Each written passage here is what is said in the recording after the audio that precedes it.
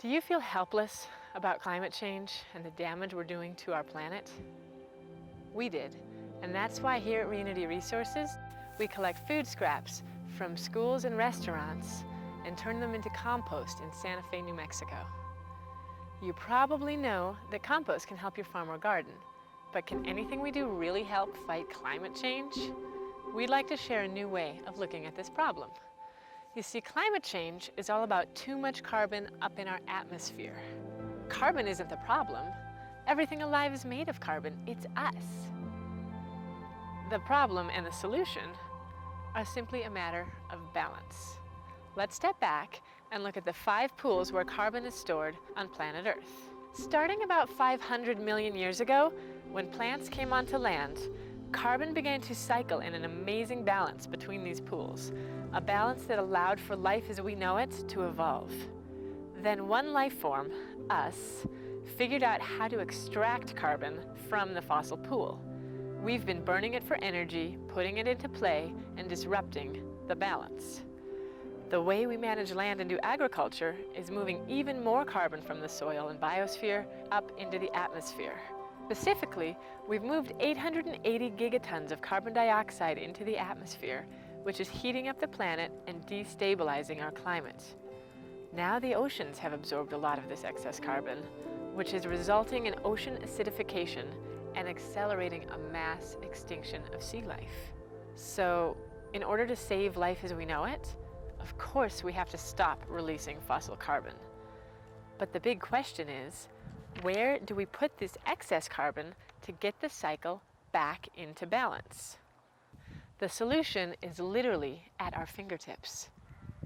It's our soil.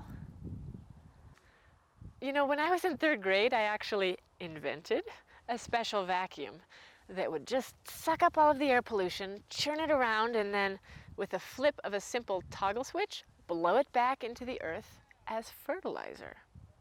What I didn't know at the time is that this technology actually exists, courtesy of Mother Nature herself.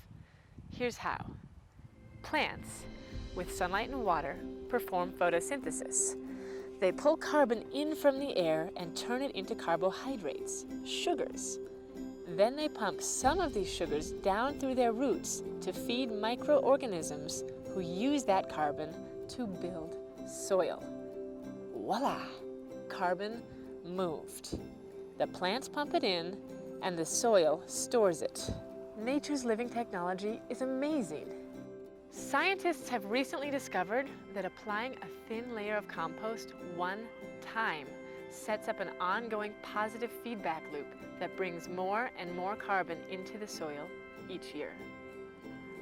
In concert with other regenerative practices, like not tilling the soil, planting trees and cover crops, and planned grazing, we can build and retain gigatons of soil carbon. This is carbon farming. This is regenerative agriculture. Unlike carbon in the atmosphere, more carbon in the ground is good for us. It makes healthy soil, which is nutrient-rich, full of life, and holds way more water. This means more nutritious food and crops that are more resilient in the face of drought. That's good news for farmers, families, and anyone that eats. Remember this, the choices you make, from where your food comes from to what you do when you're done with it, from the fuel you choose to the businesses you support, either puts more carbon up in the atmosphere or pulls it down into the ground. Our health, the health of our soils, and the health of our planet are one and the same. Please look for locally grown compost in your community. The regeneration of our soils is the task of our generation, and there's nothing more powerful than an idea whose time has come.